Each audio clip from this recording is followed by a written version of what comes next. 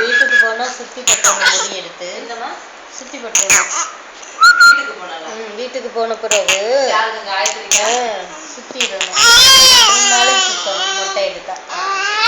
கண்ணுப்படு கனகா அந்த இவங்க யாரும் பார்க்காம காவியா காவியா கூட பரவாயில்ல கனகா தான் யார் காவியா கனகா தெரியுது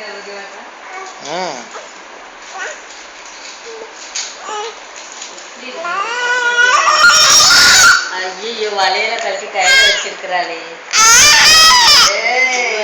நான் என்ன செய்ய